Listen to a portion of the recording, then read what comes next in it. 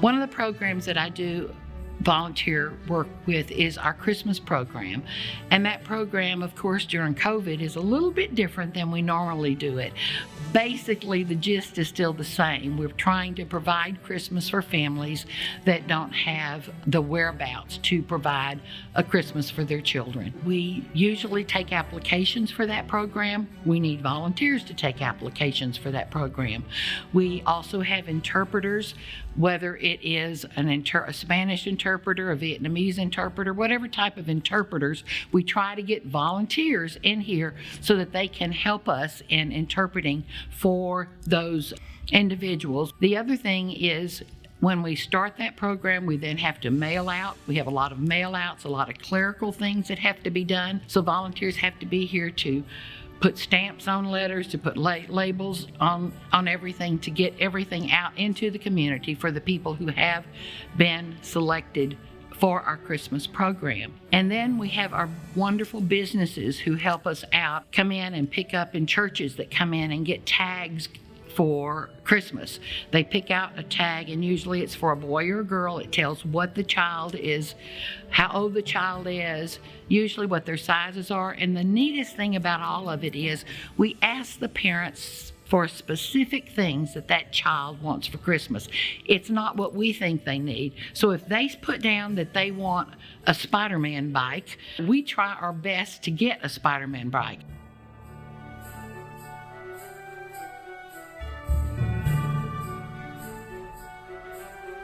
We had a young man, a youngster who wanted a bicycle, and they said Spiderman. And we'd gotten a lot of Spiderman stuff, but we didn't have a Spiderman bike.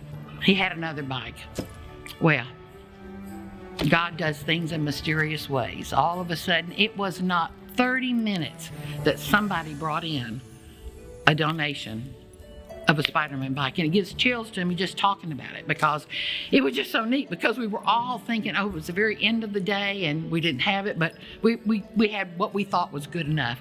Had the Lord provided for us, and we got that Spiderman bike for that little boy. And then we even got a little thank you note from the teacher who had the family talk to her about how excited it was about it. So a lot of things like that. So then we have to wrap the gifts. We have to bag the gifts. We have this room that's a huge room that we have about 1,100 bags, and sometimes 3 bags, depending on if it's one child. Sometimes we have 8 children that we're getting gifts for. We have to have people that come in and help us. And the workforce now and the volunteer force is an aging force, and we definitely need younger people in here, because some of us are not able to pick up all those things and handle all those things the way we used to do. We love to do it, and sometimes we overdo it. So sometimes the school districts will come and help us with some of that, some of the heavy lifting and those things. But the Christmas program is a lot of fun. There's a lot of work that goes on between, I would say, July and Christmas here, where volunteers are welcomed.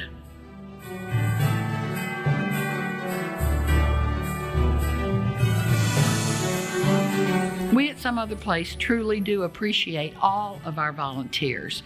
They help us in doing so much that we could not get done in our community. So if you feel like you can pitch in, just give us a call and ask us, and we'll be more than happy to find a space for you in our box.